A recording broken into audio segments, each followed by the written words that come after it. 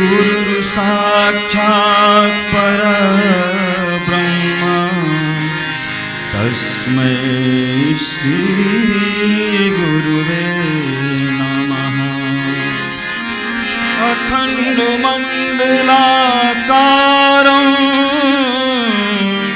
व्याप्तं येन चराचरं तत्पदं दर्शितं येन तस्मै श्री गुरुवे नमः।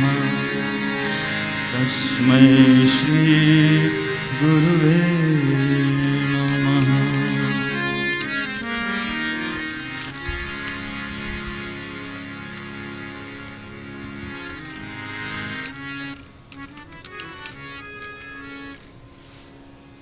एक बार पुनः से हम सभी स्वागत करते हैं, अभिनंदन करते हैं अपने परम श्रद्धेय का।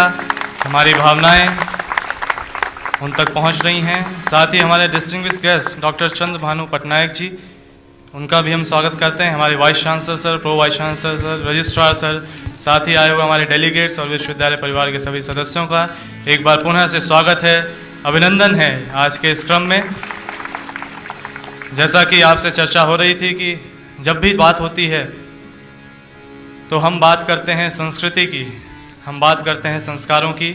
और आज के इस भौतिकवादी युग में जब वह संस्कृति व संस्कार जब तकनीकी के माध्यम से कहीं ना कहीं ऐसा दिखता है कि उनका ह्रास हो रहा है, तो उसको भी एक अच्छी दिशा देने का प्रयास देव संस्कृति विश्वविद्यालय के इन प्रयासों के माध्यम से हो रहा है। आरंभ में हम निवेदन करेंगे परम श्रद्धेय से कि उनके कर कमलों के माध्यम से हम सभी चाहते हैं कि हमारे आज के डिस्टिंग्विश्ड गेस्ट डॉक्टर चंद्र भानु पटनायक जी का अभिनंदन हो, स्वागत हो। परम श्रद्धेय के माध्यम से मंत्र चादर डॉक्टर चंद्र भानु पटनायक जी के लिए, साथ ही यह पुष्प जो कि सदैव जीवन में प्रसन्नता स्फूर्ति दिलाते रहें। मैं निवेदन करूंगा हमारे वाइस चांसलर सर से कि वो आज हमारे परम श्रद्धेय का स्वागत करें, यहाँ पर अभिनंदन करें, जो अपने व्यस्ततम समय में से अपना समय हम सभी के लिए निकाल के लाए। सदैव से ये पुष्प हम सभी युवाओं का प्रतीक हैं जो परम श्रद्धेय के मार्गदर्शन में आगे बढ़ रहे हैं। निवेदन करूंगा प्रो वाइस चांसलर सर से कि वे हमारे रजिस्ट्रार सर का, हमारे वीसी सर का स्वागत करें, अभिनंदन करें। हम सभी अपने कर कमलों के माध्यम से अपनी उपस्थिति यहाँ दर्ज कराएं। हमारे रजिस्ट्रार सर आदरणीय प्रो वाइस चांसलर सर का स्वागत अभिनंदन कर रहे हैं। और परस्पर ही निवेदन करूंगा प्रो वाइस चांसलर सर से कि हमारे रजिस्ट्रार सर को यह पुष्प समर्पित करें। तो आपने देखा देव संस्कृति विश्वविद्यालय अपने आप में एक श्रेष्ठ परिवार है जो संस्कृति संस्कारों की गरिमा को लेकर के सदैव आगे बढ़ रहा है। It is a university to bring a change in the world, place for the cultural renaissance of the globe. और आज इस पल में, इस संदर्भ में हम और जानें और समझें, उससे पूर्व मैं यहाँ पर अपनी जो म्यूज़िक की टीम है उससे निवेदन करूँगा कि आज के इन पलों में जब पूरी टेक्नोलॉजी ने पूरे विश्व को एक ग्लोबल विलेज बना दिया है, जहाँ पर चंद लम्हों में हम दुनिया के किसी भी क्षेत्र में, किसी भी भाग में ट्रैवल कर सकते हैं, उन पलों में मूल्यों की आवश्यकता कहाँ है, उन पलों में संस्कृति की आवश्यकता कहाँ है, उन पलों में संस्कारों की आवश्यकता कहाँ है, उन सभी भावों को इस प्रज्ञा गीत के माध्यम से ETCRD 2013 के आरंभ में हम सभी के सामने प्रस्तुत करें। विश्व हमारा, धरती अपनी। खूब बढ़ा विज्ञान किंतु क्यों भातृभावना सिकुड़ गई। भूखंडों में बट जाने से शक्ति हमारी बिखर गई। भारत माँ के पुत्रों जागो, आज हमारी बारी है पुनः विश्व परिवार बनाने की करनी तैयारी है। विश्व हमारा, धरती अपनी, विश्व हमारा धरती अपनी, विश्व पिता के लाल नया संसार बसाएंगे, नया इंसान बनाएंगे। विश्व हमारा धरती अपनी।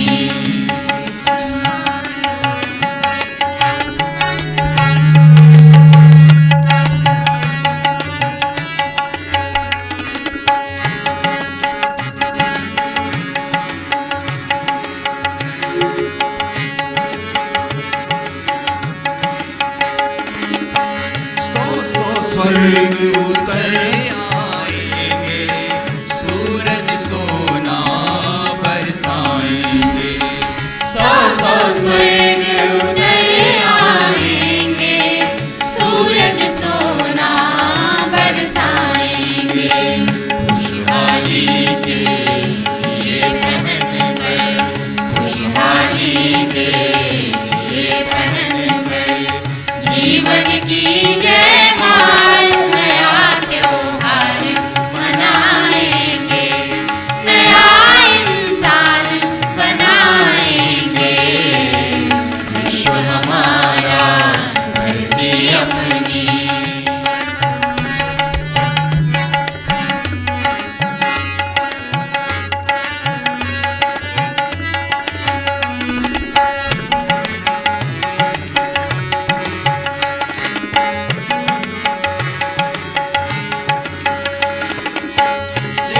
करेंगे मानवता को, सींचेंगे ममता समता को।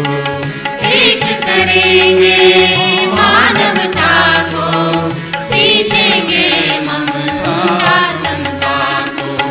श्रेय साधना की रस लेकर, श्रेय साधना की रस लेकर, नैतिकता की ढाल भूमि का भार मिटाएंगे, नया इंसान बनाएंगे। विश्व हमारा धरती अपनी।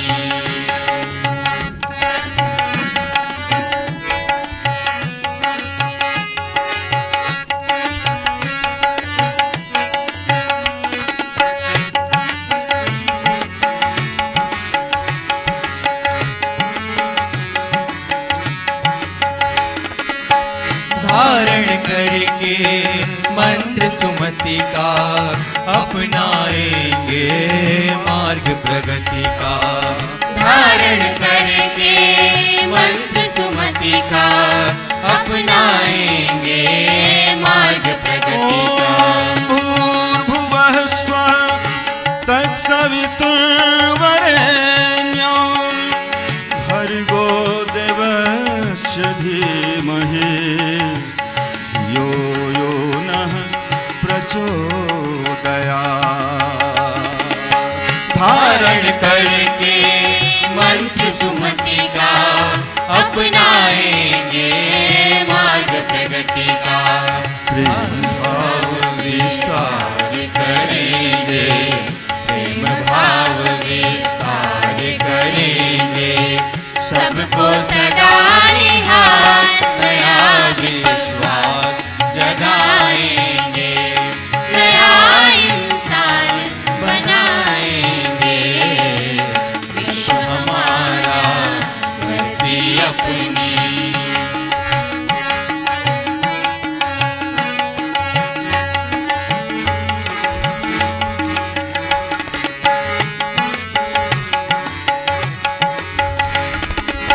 सत्यम शिवम सुंदरों के स्वर गूंजेंगे आदर्श धरा पर। सत्यम शिवम सुंदरम के स्वर गूंजेंगे आदर्श धरा पर। यह ऋषियों का देश हमारा, यह ऋषियों का देश हमारा। जिसकी नहीं मिसाल नया परिवार बनाएंगे, नया इंसान बनाएंगे।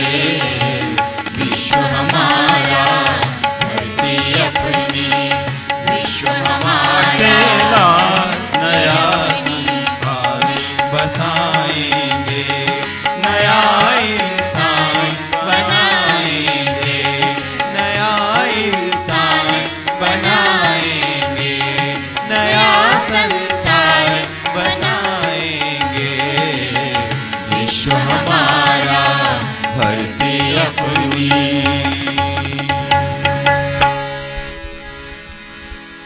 विश्व हमारा धरती अपनी। आज के सूचना प्रौद्योगिकी के युग में सचमुच किसी रूप में यह संभव हो सका है। इसमें यदि कुछ और जुड़ना है तो वो है देव संस्कृति का पुट। हमारी संस्कृति में ये ऋषियों की संस्कृति रही है, जिन्हें हम आरंभ से ही रिसर्चर करते आए हैं, जो कि हमारी संस्कृति के और इसकी सभ्यता के बहुत बड़े अनुसंधान करता रहे हैं।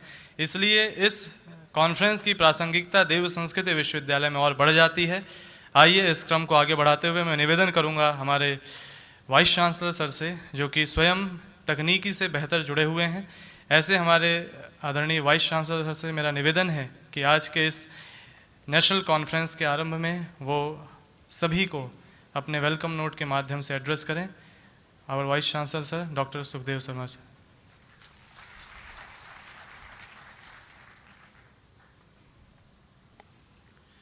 गायत्री मंत्र से शुरुआत करेंगे। आप सभी मेरे साथ बोल सकते हैं। ओम भूर्भुवः स्वः तत्सवितुर्वरेण्यं भर्गो देवस्य धीमहि धियो यो नः प्रचोदयात्। परम पूज्य गुरुदेव पंडित श्रीराम शर्मा आचार्य एवं वंदनीय माता जी की सूक्ष्म उपस्थिति में आज उपस्थित सभी श्रोताओं का, डेलीगेट्स का मैं स्वागत करना चाहूँगा। सर्वप्रथम मंच पर आसीन हमारे चांसलर सर श्रद्धेय डॉक्टर प्रणव पांड्या साहब, जो आज के फंक्शन के प्रेसिडेंट हैं, आपका स्वागत करना चाहूँगा। मैं जानता हूँ कितने व्यस्त कार्यक्रम में सुबह से लेकर रात्रि तक संलग्न रहते हैं, व्यस्त रहते हैं। उसके बावजूद आपने समय निकालकर हमारे छात्रों का, हम लोगों का उत्साहवर्धन किया, उसका बहुत बहुत आभार प्रकट करना चाहूँगा। साथ ही स्वागत करना चाहूँगा अपने मुख्य अतिथि डॉक्टर पटनायक साहब का, जो दिल्ली से आए हैं। देव संस्कृति विश्वविद्यालय के प्रांगण में आपका बहुत बहुत स्वागत। निश्चित ही आप कुछ परिवर्तन और विश्वविद्यालयों के मुकाबले में यहाँ पर पाएंगे।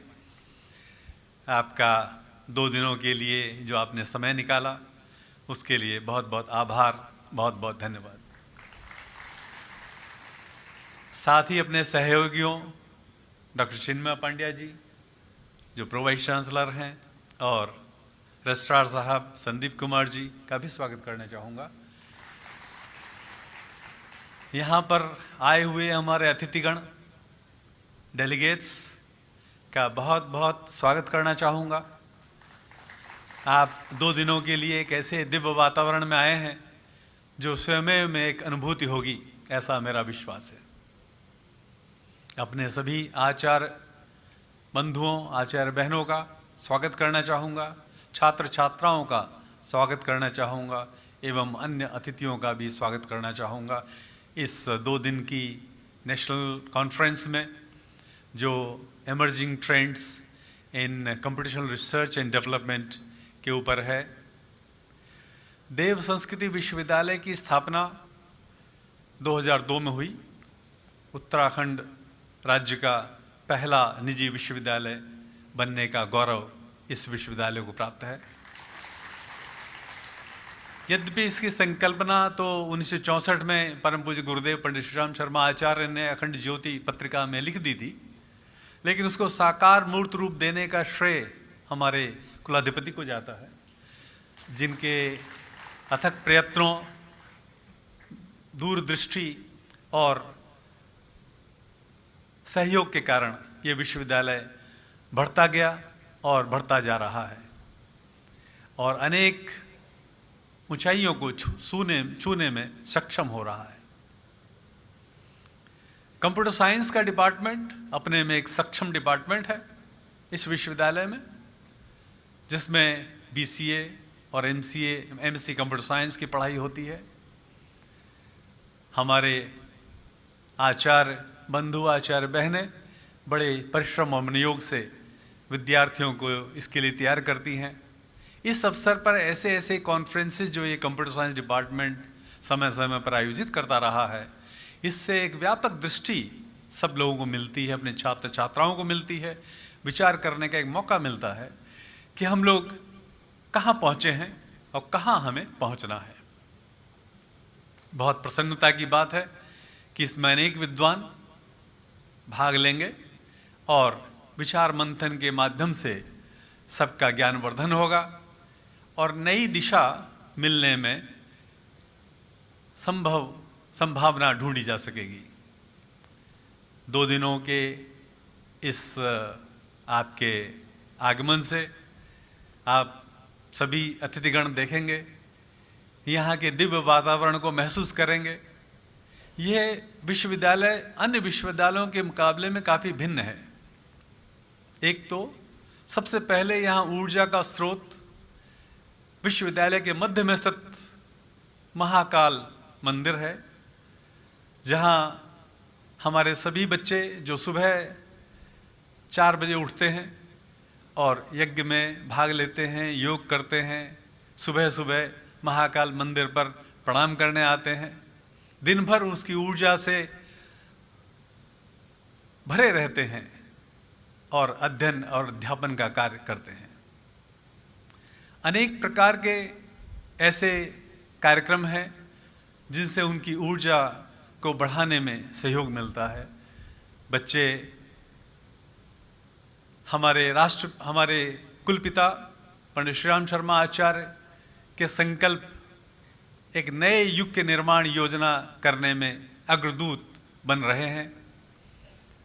हमारे विश्वविद्यालय की एक और विशेष परंपरा रही है कि अध्ययन अध्यापन के बाद बच्चे रूरल सेटअप में जाते हैं, ग्रामीण अंचल में जाते हैं और ग्रामीण अंचल में जाकर आम जनता के साथ रहकर उनकी आवश्यकताओं को ध्यान रखते हुए उनको आगे बढ़ने का, नए युग निर्माण करने का सूत्र देते हैं, सहयोग करते हुए। उपदेश देना तो आसान है, साथ रहकर सहयोग करते हुए उस कार्यक्रम में दिशा बनाना, अपने आचरण के माध्यम से बताना एक दूसरा प्रकार है, जिसमें हमारे विद्यार्थीगण काफ़ी महत्वपूर्ण भूमिका निभाते रहे हैं। मेरा विश्वास है अतिथिगण जो आए हैं, डेलीगेट्स जो आए हैं, वो इन 2 दिनों के आवास में प्रसन्नता महसूस करेंगे और यहाँ की दिव्य ऊर्जा को अनुभव कर सकेंगे। मैं समझता हूँ यदि आयोजन में कहीं कोई किसी किस्म की कमी रह गई हो, उसके लिए क्षमा भी करेंगे। ऐसे अनेक आयोजनों में थोड़ी बहुत चूक कहीं कहीं होना संभव है, हालांकि हम लोगों का प्रयास रहता है कि एक भी चूक न होने पाए। बहुत बहुत धन्यवाद, बहुत बहुत स्वागत। धन्यवाद सर। प्रासंगिक है कि देव संस्कृति विश्वविद्यालय में वर्ष 2006 में हमारे परम श्रद्धेय की एक संकल्पना कि इस संस्कृति को यदि विश्व संस्कृति बनाना है तो हमें समय के साथ चलना है और सूचना और प्रौद्योगिकी और तकनीकी का एक बेहतर विकास का एक बेहतर प्रक्रम आरंभ करना है। परम श्रद्धेय की इस संकल्पना को 2006 से उन्होंने आरंभ किया और आज तक की ये यात्रा आप सबके सम्मुख है। आज हमारा सौभाग्य है कि हमारे साथ एक विद्वान मौजूद हैं जिनको मैं आमंत्रित करूं, उससे पूर्व उनके बारे में थोड़ा बताना चाहूँगा।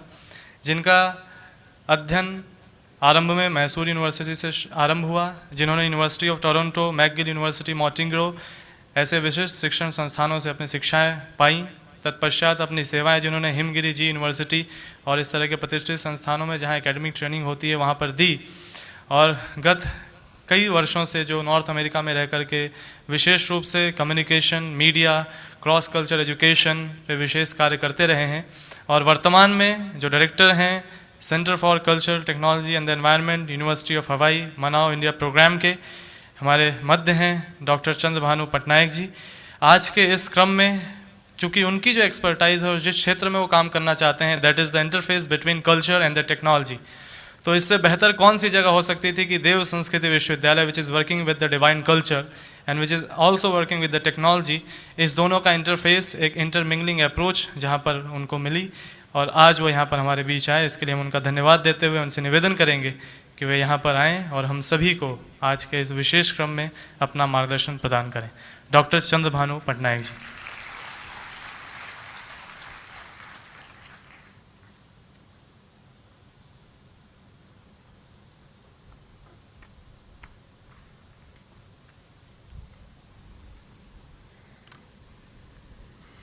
Good morning.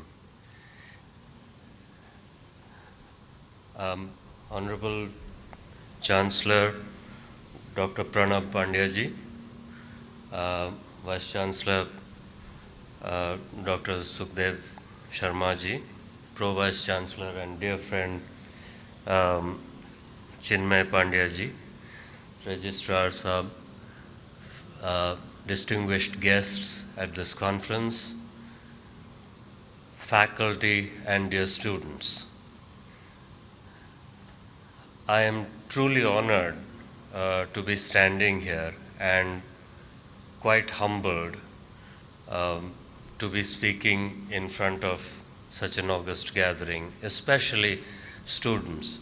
Every time I see young students in front of me, I feel a little afraid these days, because recently I was reading somewhere in a Princeton report that if you stop reading today for 1 week, you're left behind in your own discipline by 1 year. So if I compare myself to you people out there, I am left behind a long time ago. So I feel quite humbled to be standing here. I am aware that there are many people here who are much more qualified and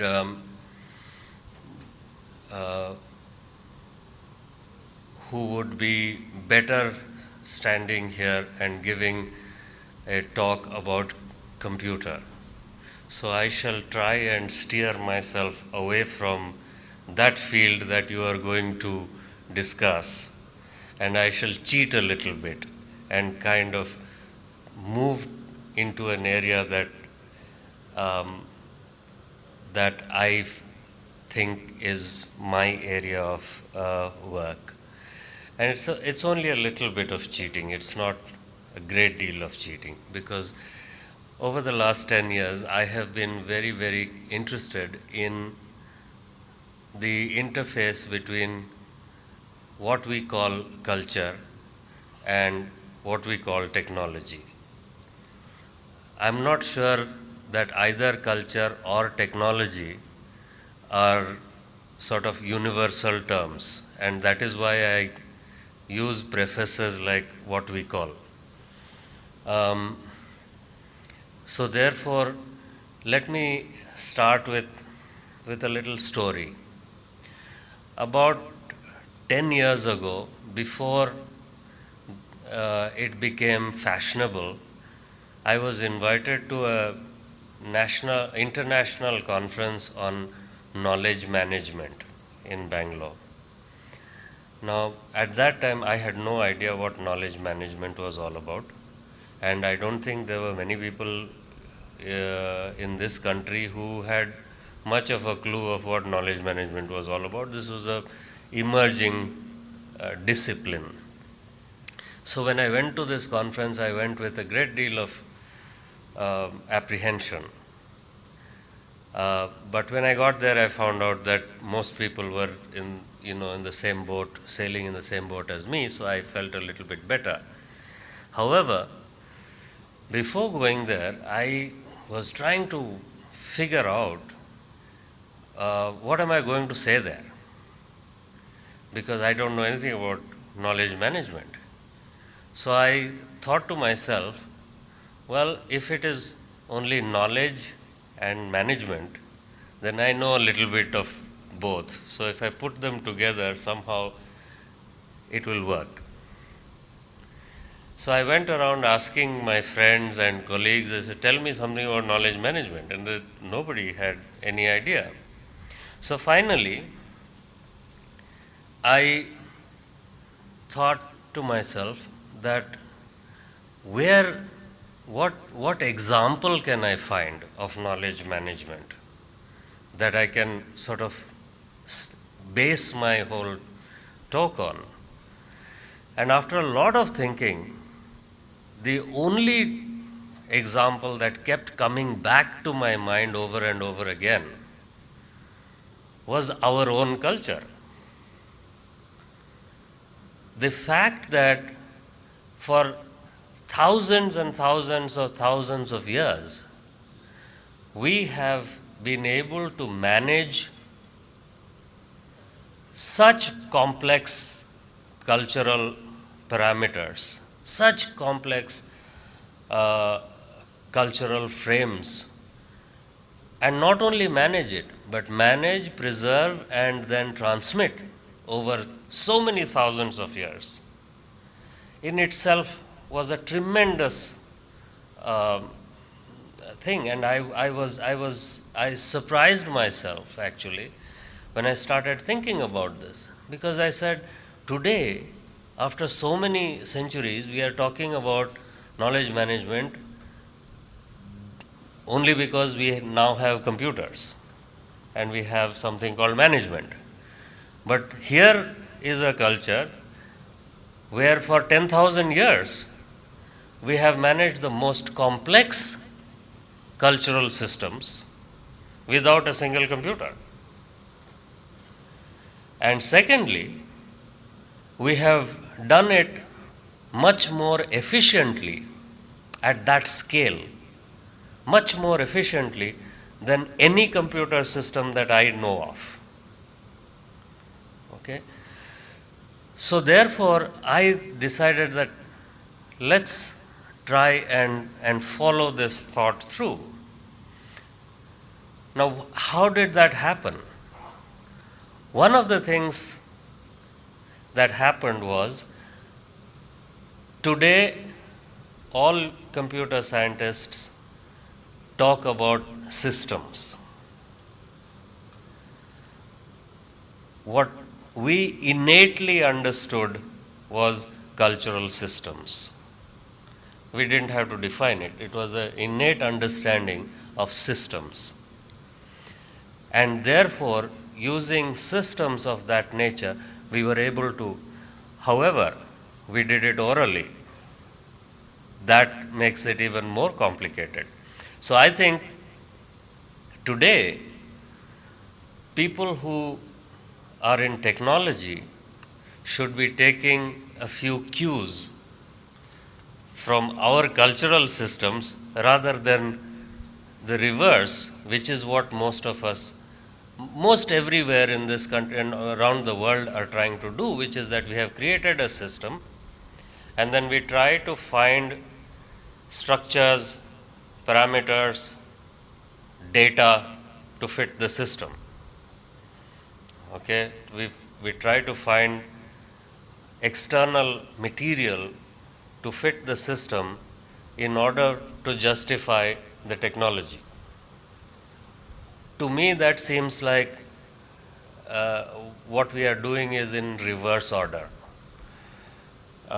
We should be looking at the systems that have worked for so long and see what we can learn from these systems, and then adapt that to technology rather than or adapt technology to suit that rather than the reverse. Let me give you an example, and this is a very extreme example and it's a very funny example. In the 60s in America, they created big industrial houses created a machine to pluck tomatoes from there. In America, they have very large farmlands and they plant everything in terms of hundreds and hundreds of acres. So to pluck the produce is a big task. So they create machines to pluck the produce. So they created a machine to pluck tomatoes. After the first year, they realized that this machine was a very inefficient machine because it was only plucking one particular size of tomatoes. And tomatoes were coming in different sizes, but the machine only recognized one size and plucked. So therefore, there was a great deal of loss of produce. So as a result, they went back to the drawing board. Now, my naive mind, when I hear this story, I think, what could have happened back in the drawing board room? What could have happened? What are the options there?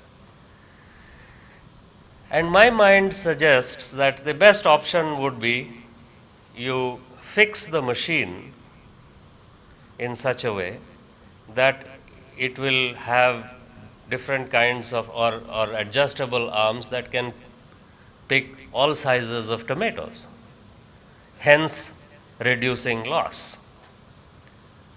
Instead, what we did was we engineered the tomato to all grow in the same size so that it would fit the machine. And this is a fact. This is not something I'm making up. This is true. Okay? So we created, actually in the 60s in America, they created tomatoes that would fit, and that is why you have that particular size of tomatoes. If I'm sure you will know, particular size of tomatoes which come in neat boxes where you can put them like apples. And this was done not out of some kind of necessity, but because the necessity was that the tomato should fit the machine. Now, we seem to be in all forms of technology moving in that direction. And I think I am only trying here to sort of throw out a bit of caution when we deal with technology. There have been a lot of talk about technology transfer from the developed world to the developing world, and so on and so, from the west to the east, from the north to the south, whatever. And we know of education, literacy, illiteracy, all those arguments apart. We realize all of a sudden that we in this country are placed in a very unique situation where there is no longer, at least in the area of computer and electronics, there is no longer a time lag between the production of the technology in the West and its appearance in our markets. Sometimes the pirated versions come here faster than they are released in America. But what we are missing in the process is the fact of how we can take this technology and make it useful for our needs, our special and specific needs. What we are trying to do is we are trying to not emulate the use of technology, but we are trying to emulate the need to use the technology. And I make that very clear. We are trying to create the need in order to use the technology. And that, I think, is a very, in a sense, a very dangerous phenomenon. I will not talk for too long. I'll just give you another one example. I'll just move into another area. And I'll tell you why I'm interested in this whole topic. In many years ago, in the 70s, there was a big debate that was going on about new technologies, about television, about how television is going to impact the world.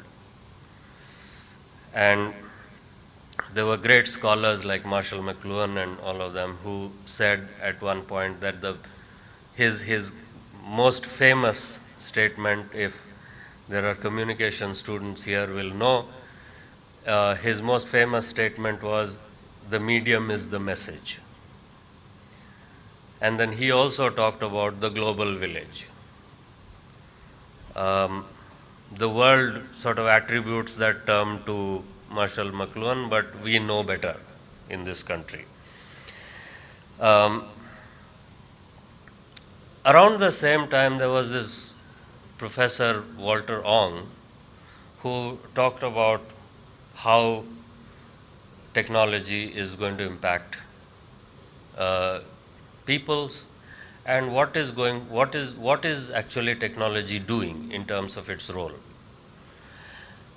And both of them talked about the fact that ultimately the communication technology all of this technology which has to do with communication and information, which is radio, television, computer of all measure, and all the way down to today internet and mobile technology and so on and so forth. All of these things are basically bringing us back to some kind of orality. Now, this is an idea that I have been propounding and trying to follow up for the last couple of years, is how is it that we are moving into an era of orality when the entire technology is literacy based? How is that possible? And my understanding of this, which I am going to throw out as just an idea, is the fact that whether we like it or not, the kind of usage that we are putting technology to is bringing us back into a different kind of oral tradition, which is not necessarily the same kind of orality or oral tradition that we had 100 or 200 or 500 years ago, but a different kind of orality, but orality nonetheless. If you look at all the characteristics of an oral tradition, and one of the most major characteristics of oral tradition that has been identified by anthropologists and sociologists all over the world, is the possibility of myth making. That in the oral tradition, one of the characteristics that actually identifies oral tradition is the fact that that tradition has the possibility of myth making. And all of you today will certainly agree with me that today the internet is the site of the maximum myth making that is happening anywhere in the world. Okay? So I think that in some senses we are returning, and I'll give you an example.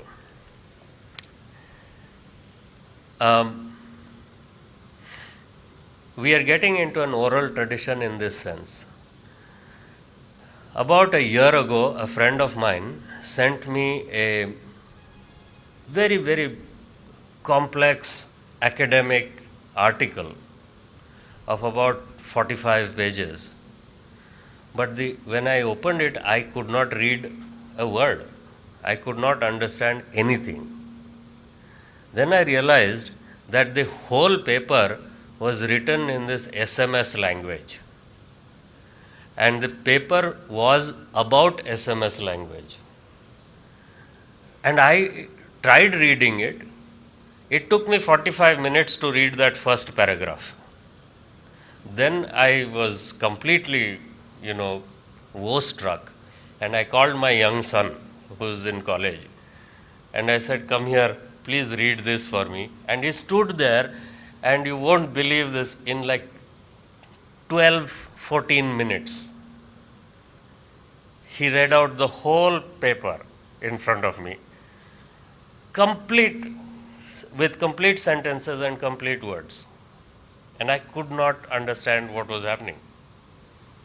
And then I realized that there was something that was happening that I have been left out of. So, for example, when all of you write in your SMS GR8, great. See, everybody knows that. I would never have guessed. Okay? Now, GR8 is actually the most logical way of writing great in auditory terms. Right? What you hear is actually GR8, not GREAT, which is grey at. Okay? What you hear is GR8, and that is correct. Now, so therefore, what we are doing is we are getting into a mode of orality which is written. And I think to that extent, technology can be used very, very effectively to deal with a huge tradition of orality that we should all be proud to be a part of. And so my final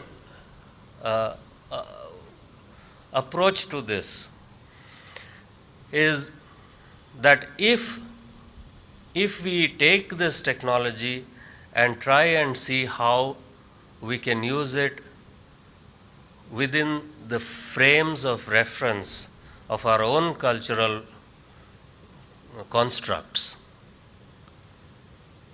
then I think these technologies will be very, very meaningful and useful to us.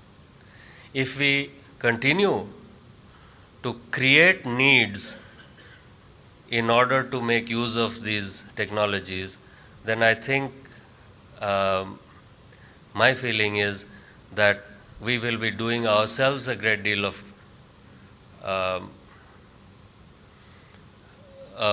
we will be really doing a great deal of disservice to ourselves and to our own culture. Let me just end with one last thing, and then I'll just take 1 minute more. Simply because I happen to be from education, and this is something that I say everywhere I go, and especially because young students are here. Our education system has been created in a way, I don't want to go back to the colonial past and why it has happened this way and all of that. We are all very willy-nilly part of that. So I don't need to go into that. But what we have done today is we have created a system whereby we basically lie to our young youth as teachers.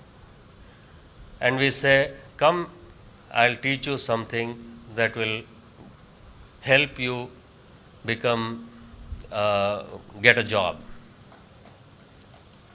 and get you a livelihood. Now the problem is that the system that we have created is that we are taking students out of a traditional livelihood, giving them an education that will that doesn't give them an alternative livelihood. So what we are doing is we are giving them an education and telling them go find a livelihood, when we, in the first place, we have taken them out of a livelihood. Okay? My earnest request, and I think one of the reasons why I keep coming back to this institution every time, and I've over the years been associated with many institutions of learning all over the world. But one of the reasons I keep coming back here over and over again is the fact that here is an attempt that is being made, and I think all you students who are at this institution should feel honored and proud to be here, because here is an institution that is making an attempt to link those two things that we have taken apart as a policy in education planning in this country.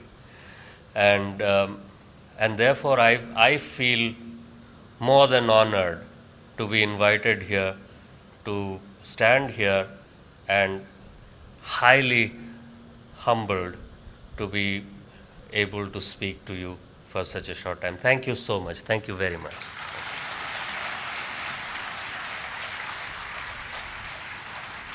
Thank you, sir. Thank you very much for sharing your wonderful experiences and your intellectual capital with all of us. And now it's time, as this program is being live telecasted on our website www.awgp.org, and people across the globe who are tuned to the internet right now are waiting for this moment. इस पल में जब हमारे बीच हमारे श्रद्धेय हैं, जिनके यदि यात्रा का आरंभ देखा जाए तो कई तरीक़ों से हुआ गुरुदेव से जुड़ने के बाद, लेकिन मुख्य रूप से एक शोधकर्ता के रूप में, एक वैज्ञानिक के रूप में उन्होंने ब्रह्मवर्चस्व शोध संस्थान से एक शानदार अपनी शुरुआत की। सदैव से जो इनोवेशन और क्रिएशंस और टेक्नोलॉजी को लेके, चाहे आप उनके जीवन में देखें, चाहे वो आप यहाँ के इंफ्रास्ट्रक्चर में देखें, कहीं भी देखें, वो सदैव तकनीकी के साथ आगे चले हैं। और यही कारण है कि हमारा गायत्री परिवार अखिल विश्व गायत्री परिवार बन पाया, और जहाँ पर कि पूरे विश्व भर में तकनीकी के माध्यम से हम सब ज़्यादा से ज़्यादा लोगों तक पहुँच पाए। उनके मार्गदर्शन में विश्वविद्यालय ने पिछले कुछ वर्षों में शोध के क्षेत्र में बहुत ही शानदार आयाम गढ़े हैं।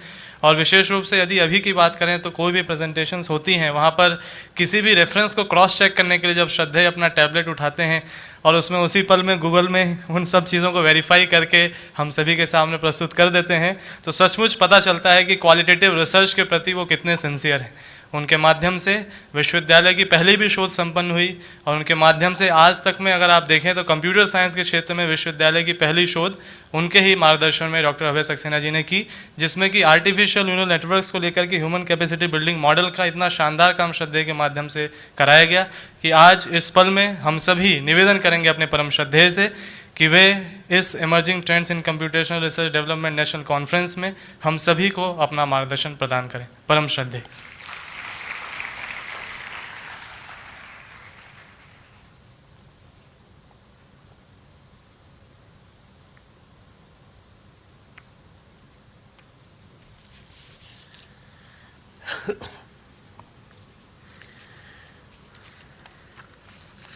मंच पर उपस्थित हमारे आज के चीफ गेस्ट डॉक्टर पटनायक साहब,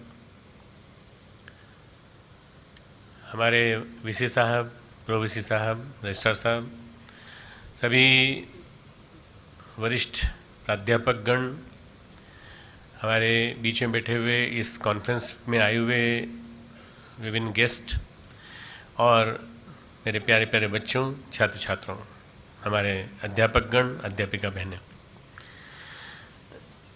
I am a medical doctor, and to ask a medical doctor to speak on computers and emerging computing trends is just like asking a sabji wali how to make a building like that, just a high multi-story building.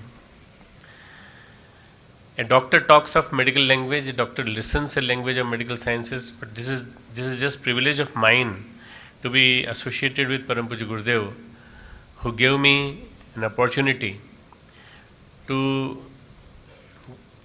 get an encounter of each and every subject, each and every branch of medicine, each and every branch of science, each and every branch of the cybernetics or deep ecology.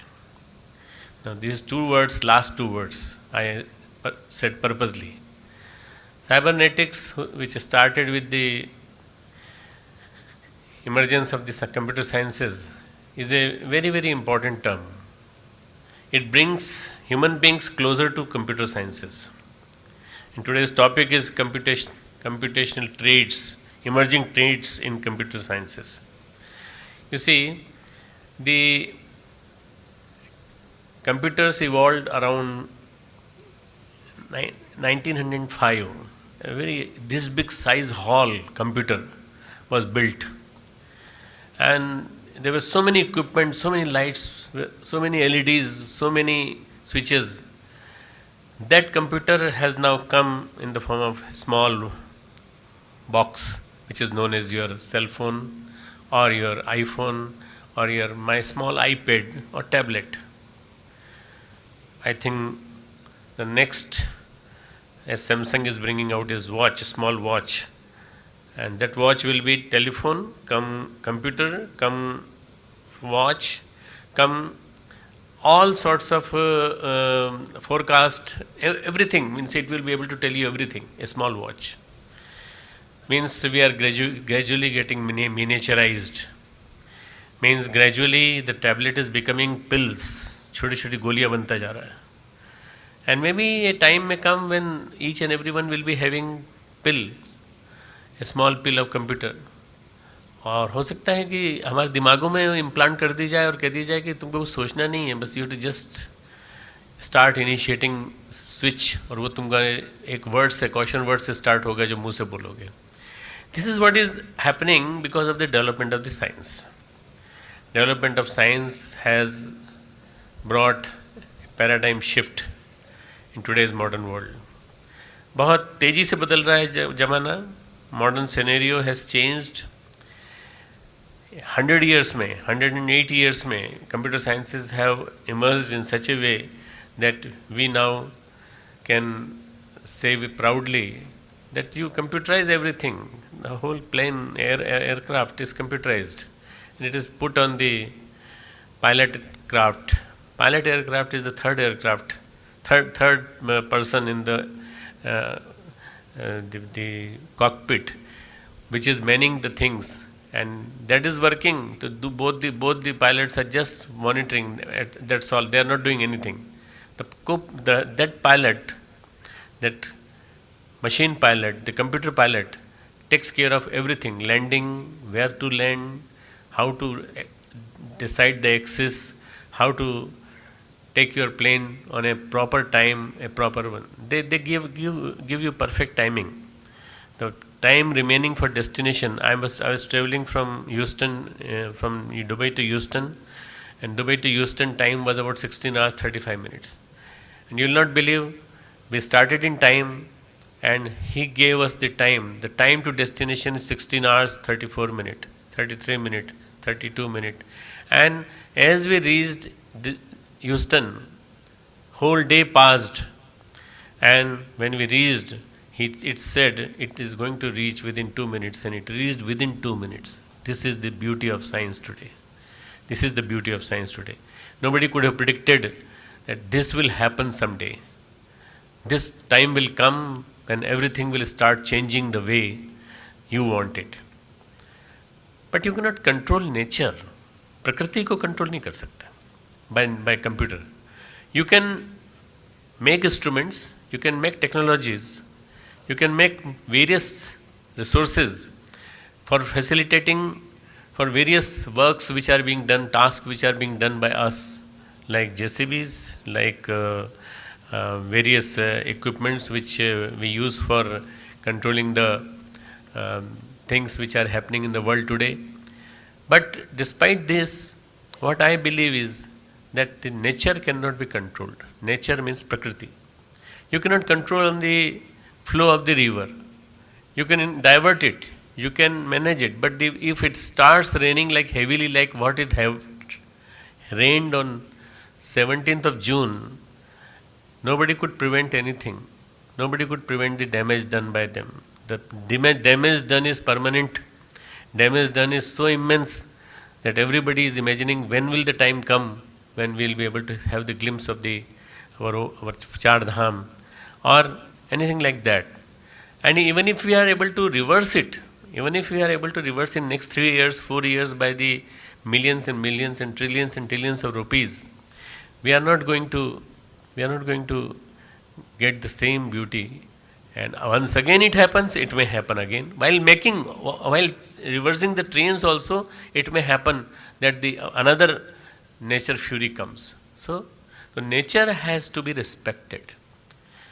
प्रकृति को और परमेश्वर को प्रणाम किए बिना, नमस्कार किए बिना आप साइंस की कोई भी एवोल्यूशन नहीं कर सकते. इसलिए सबसे पहले one has to respect nature, and in the form of nature all अष्टधा प्रकृति, पंचधा प्रकृति, पंचतत्व और 3 प्रकृति है हमारी मन बुद्धि अहंकार, मन बुद्धि चित्त अहंकार. इनको जो इनको समझ लेता है, he controls the whole thing. And that's why Yogeshwar Shri Krishna is the biggest possible, greatest possible, highest possible scientist, highest possible or greatest possible philosopher who synthesizes the whole thing, science and spirituality. He says para apara, though both the things they should be combined, and I am knit in that. Sutre iu mani gana iu, as a thread binds all the manis, all the malas, mangas. Similarly, I am also knit in everywhere. I am knit everywhere. If computer scientists start believing in this, that the godly consciousness is each and everywhere, even in this my computer which I am operating, and it won't interfere in my working. मैं computer type कर रहा हूँ या SMS type कर रहा हूँ या मैं कुछ भी काम कर रहा हूँ तो मेरे को डिस्टर्ब नहीं करेगी, मुझे चेतना डिस्टर्ब नहीं करेगी. पर मैं जब गलत जगह जाऊंगा, मैं गलत साइड पे जाऊंगा, तो मेरे को अंदर से एक आवाज़ आएगी जो मेरी अंतर जगत की आवाज़ होगी, मेरे अंतरात्मा की आवाज़ होगी कि ये तुम्हें शोभा नहीं देता. भगवान कृष्ण ने एक बड़ा अच्छा वर्ड यूज़ किया गीता में, न एतत् त्वयि उपपद्यते, न एतत् त्वयि उपपद्यते. हे अर्जुन, तुझे शोभा नहीं देता, तुझे संकीर्णता शोभा नहीं देती, तुझे इस तरह का कायरतापन दिखाना, दब्बूपन दिखाना ये शोभा नहीं देता. सिमिलरली आपके अंदर से एक आवाज़ आएगी कि ये तो आपको शोभा नहीं देता. You should not do that. If you start hacking the website of someone, his email site you are trying to hack, your email ID you are trying to hack someone, then also it keeps on knocking, but we just suppress that voice and we suppress it and say, no, what I am doing is I am the master of this world, I am the master of computer world, I'll do it. This is what is happening today. The role of technocrats in modern scenario has to be understood properly.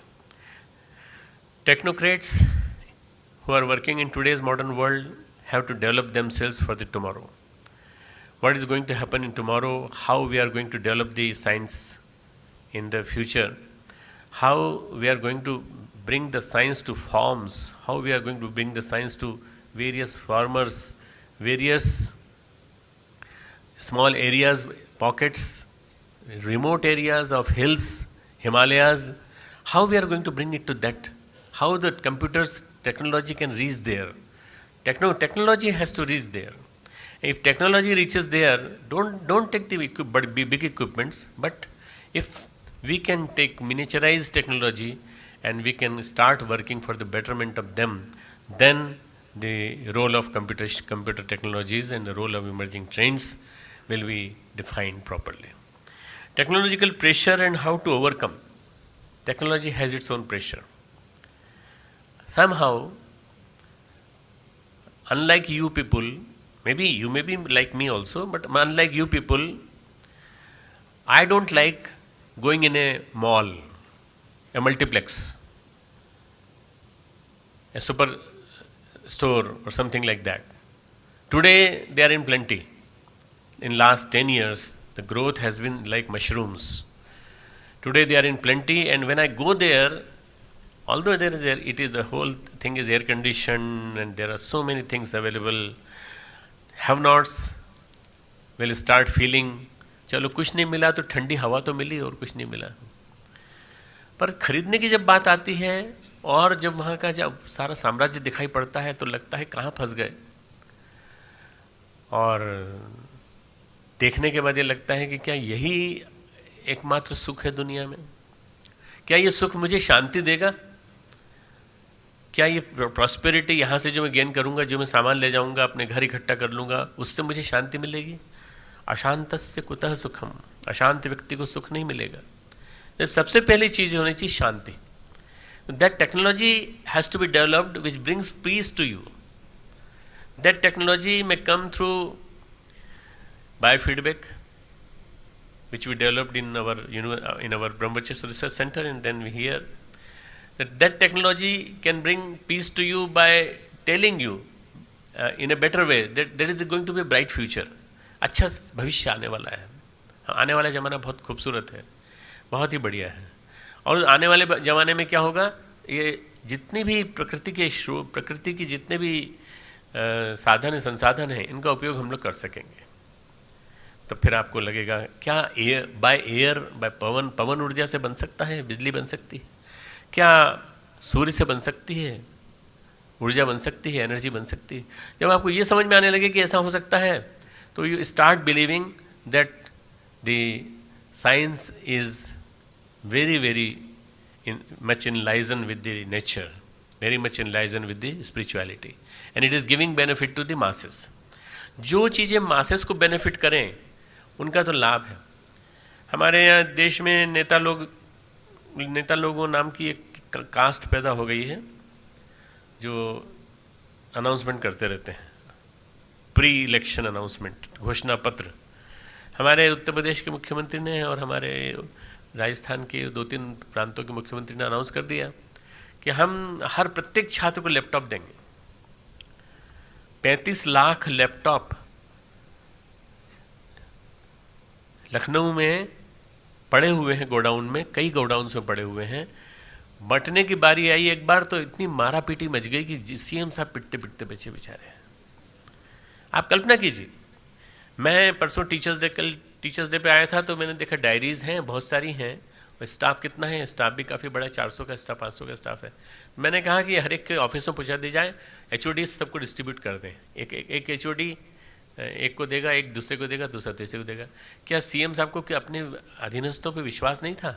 नहीं, वो benefit उठाना चाहते थे, election का benefit, और वो उठा नहीं पाए क्योंकि वो सड़ रहे हैं, वो ख़राब हो गए। उनमें से कई ऐसे हो चुके हैं 2 साल, 2.5 साल, 3 साल हो गया पड़े, और हो सकता है कि वो सारा का सारा स्टफ पूरा एक वेस्ट में बदल जाए, इलेक्ट्रॉनिक वेस्ट में बदल जाए। मित्रों, ये आज की हकीकत है कि हम अपने जो पास जो साधन है, संसाधन हैं, उनको शेयर करना नहीं चाहते। बाहर कितना सब कुछ अवेलेबल है, देखिए ना, नेचर है, प्रकृति है, हवा है, धूप है, इसके लिए कुछ करिए ना, कुछ ऐसे साधन डेवलप करिए। फोटो इलेक्ट्रिक सेल बना दिए इलेक्ट्रॉनिक्स ने, कंप्यूटर्स ने। Photo electric cell electronic energy को खींचते हैं, इलेक्ट्रिकल एनर्जी को खींचते हैं सन से, और उसके बाद वहाँ से हमने लगाया। तो मैं आज से करीब 25 साल पुरानी बात बता रहा हूँ कि फोटोवोल्टिक सेल लगाते ही और सारा सिस्टम लगाते ही जब मैंने कुएं के ट्यूबवेल से नीचे से पानी खींचना चालू किया और पानी आया ऊपर, तो मैं इतना खुश हुआ जितना मैं MD की डिग्री मिलने पे भी खुश नहीं हुआ था, उतना खुश हुआ उस दिन।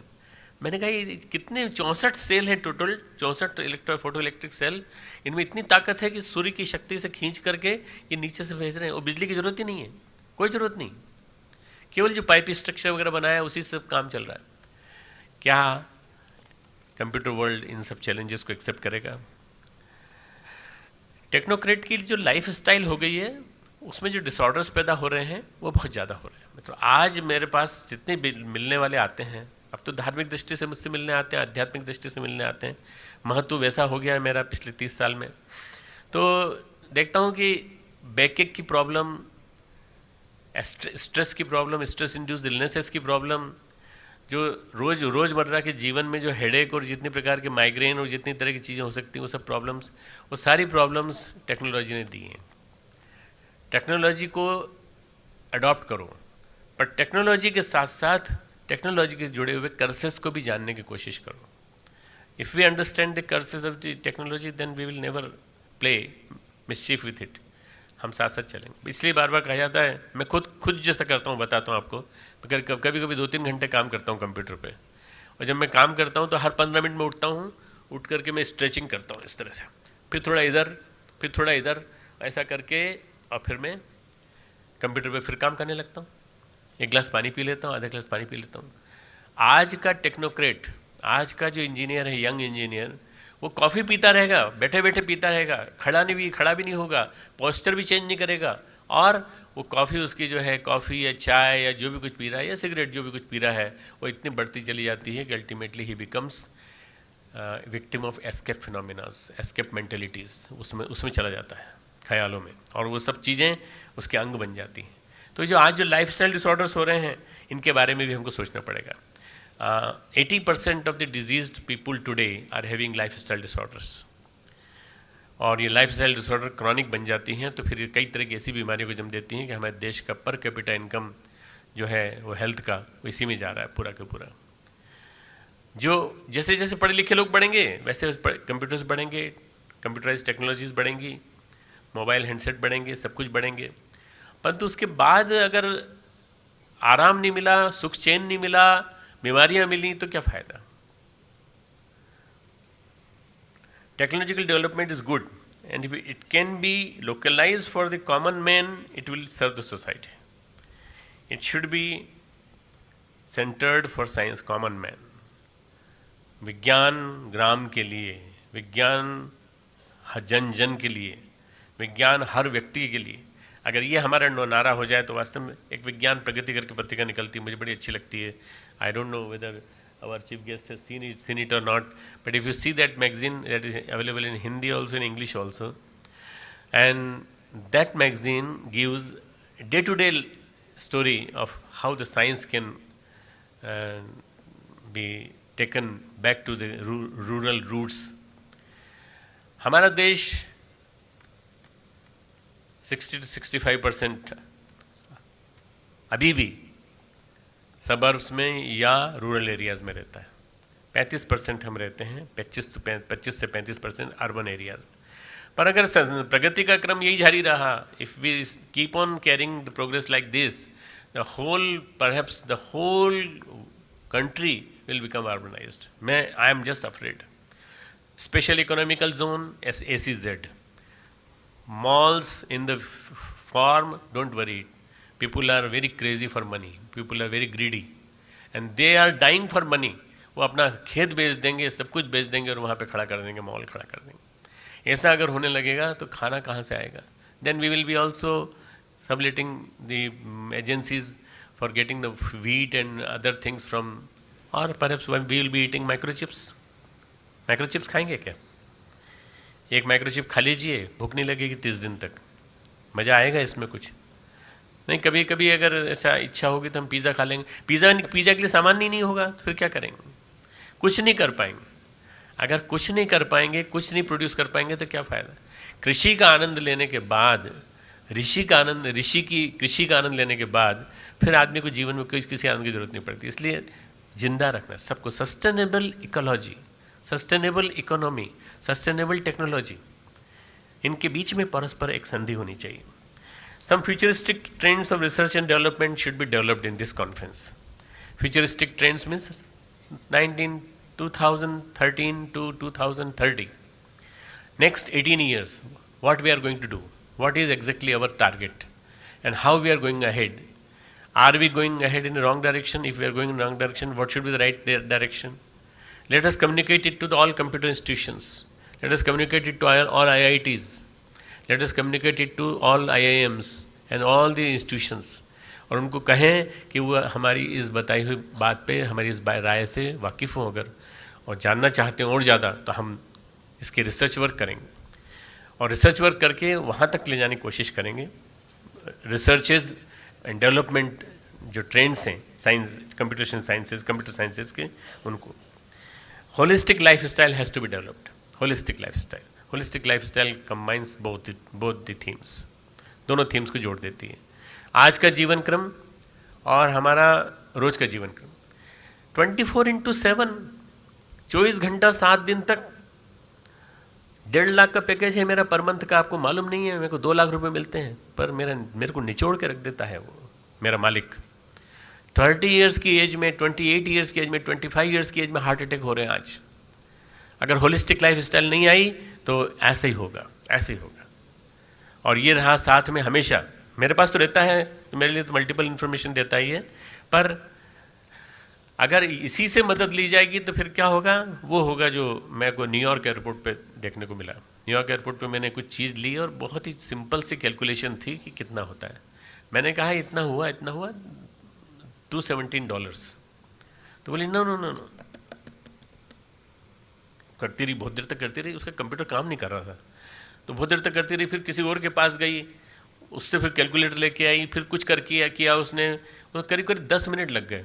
मैंने कहा योर 10 मिनट्स की कॉस्ट मेरे $217 के बराबर है। You lost my 10 minutes and that is equal to $217। Give me $217 rather than charging from me. मुझे दो $217 तुम मुझे तुमसे नहीं चाहिए, चलो तुमको वापस देता हूँ, पर ध्यान रखो कि समय की कीमत सबसे ज़्यादा है। और समय की कीमत के लिए तो बनाया गया ये पूरा सारा कंप्यूटर बिलिंग सिस्टम। आज बच्चा कैलकुलेट नहीं कर सकता। 5वीं पास करके उसको कंप्यूटर का एडिक्ट होने दीजिए, फिर उसके बाद वो कैलकुलेट नहीं कर सकता। 5 × 5 = I will just tell you 5 × 5 = 20। बस वहीं भूल जाता है, वहीं गड़बड़। ये जो ब्रेन है ना, इसका डेवलपमेंट होना बंद हो जाएगा। सब के सब माइक्रो के फैली होंगे जितने बच्चे। क्यों? ब्रेन डेवलप नहीं हो रहा है ना मैथमेटिक्स की वजह से। हाँ, ब्रेन डेवलप होगा तो वो अलग टाइप का, वो इंडियन आइडल ऐसे कंपटीशन होंगे, उसके लिए जरूर डेवलप हो जाएगा, पर इसके लिए डेवलप नहीं होगा। हमें इसके लिए बारे में सोचना चाहिए। What does the philosophy of गुरुदेव से? गुरुदेव सेज, और मेरे एक्सपेक्टेशन ये हैं, गुरुदेव के एक्सपेक्टेशन ये हैं कि मॉडर्न टेक्नोलॉजीज़ को होलिस्टिक होना चाहिए, मॉडर्न टेक्नोलॉजीज़ को मिलना चाहिए। और इसके लिए मैं दो ब्रांचेस बताता हूँ, deep ecology and cybernetics. It started from Germany, kybernetics, KYBERT, और मैं बाद में उसको cybernetics, CYBER, cybernetics. Cybernetics means joining science and spirituality in a deep ecological world। और इन दोनों को मिला करके, इनको होलिस्टिक बना करके हर एक के हित के लिए बनाया जाए तो कुछ काम चलेगा। बहुत बहुत मंगल कामनाएं। Thank you very much.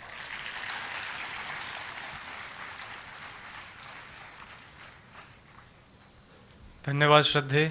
आपके इस व्यवहारिक मार्गदर्शन के माध्यम से हम सभी ने वो जाना, वो समझा, जिसकी निश्चित रूप से इस समय सबको आवश्यकता है। यह शोध की व्यवहारिक मनोभूमि आपकी कक्षाओं के माध्यम से हम सभी के मन में आती है। उस समय तो गीता की उस ज्ञान को देखने के लिए एक संजय था, लेकिन आज के समय में हमारी वेबसाइट जो है उसके माध्यम से पूरे विश्व में न जाने कितने लोग उस ज्ञान को पाते हैं और एक इंट्यूटिव माइंड डेवलप करके सस्टेनेबल डेवलपमेंट रिसर्च के क्षेत्र में आगे बढ़ रहे हैं। अब मैं निवेदन करूँगा अपने वॉलंटियर्स से कि वे आज के इस क्रम में जो हमारे देव संस्कृति इंटरडिसिप्लिनरी इंटरनेशनल जर्नल का एक सप्लीमेंट वॉल्यूम रिलीज़ हो रहा है, उसको रिवील कराने के लिए हमारे श्रद्धेय तक आएँ। हमारे परम श्रद्धेय और हमारे आज के डिस्टिंग्विश्ड गेस्ट तथा साथ ही यहाँ पर उपस्थित हमारे pro vice chancellor sir, vice chancellor sir, registrar sir के माध्यम से इस ETCRD के लिए देव संस्कृति इंटरनेशनल जर्नल का ये स्पेशल वॉल्यूम यहाँ पर रिलीज़ हो रहा है, तथा साथ ही हमारी प्रोसीडिंग जो कि CD फॉर्म में गो ग्रीन कॉन्सेप्ट पे यहाँ पर लाई गई है, वो भी यहाँ पर रिलीज हो रही है। हम सभी करतल ध्वनि के माध्यम से इन लम्हों के साक्षी बने।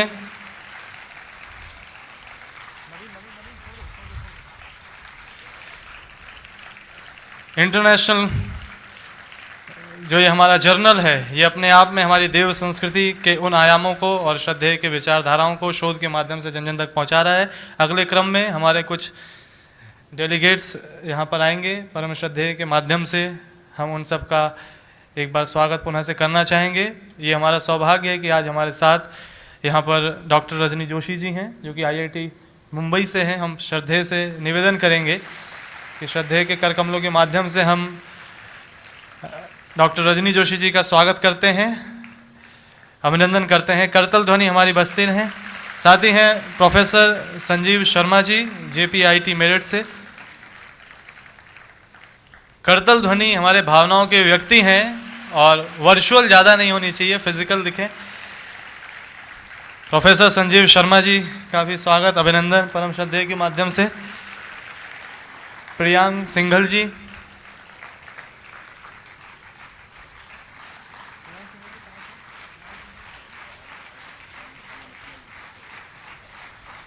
तीर्थंकर महावीर यूनिवर्सिटी के हमारे प्रियांक सिंघल जी यहाँ पर हमारे साथ हैं, परम श्रद्धेय के कर कमलों से उनका भी स्वागत, अभिनंदन।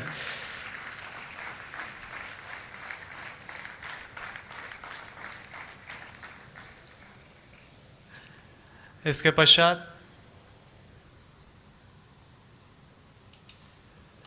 अब इस क्रम को शांति पाठ ले जाने से पूर्व मैं निवेदन करूंगा परम श्रद्धेय से कि वे हमारे मुख्य अतिथि महोदय का भी फेलिसिटेशन करें। बहुत बहुत धन्यवाद कि हमारे मुख्य अतिथि महोदय अपने बहुमूल्य क्षणों में से समय निकाल करके हमारे श्रद्धेय की उपस्थिति में यहाँ पर आए। डॉक्टर चंद्र भानु पटनायक जी का भी अभिनंदन, स्वागत परम श्रद्धेय के कर कमलों से। करतल ध्वनि हम सभी का जुड़ाव करती है इस क्रम में। National conference on emerging trends in computational research and development यहाँ से आरंभ होता है, आगे काफ़ी कुछ है। इस क्रम में हम आगे बढ़ें उससे पूर्व अब हम शांति पाठ करेंगे। हमारा इनॉग्रेशन सत्र आगे बढ़ रहा है। शांति पाठ के माध्यम से हम सब भावना करें कि जो शिक्षण हमने यहाँ पर पाया उसको हम सचमुच आचरण में लाएंगे। शांति पाठ।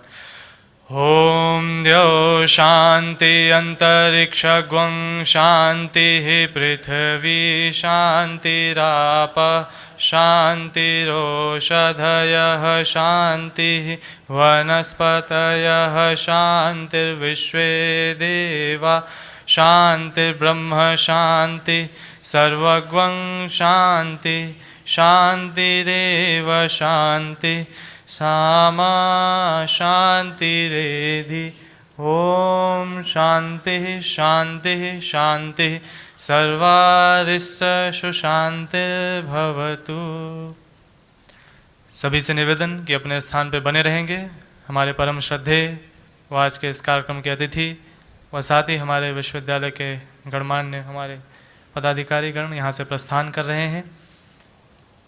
National conference on emerging trends in computational research and development 2013 का यहाँ पर शुभारंभ हुआ। आप सभी से निवेदन है कि कृपया अपने स्थान पर बने रहें। इसके पश्चात कुछ सूचनाएं हैं आपके लिए।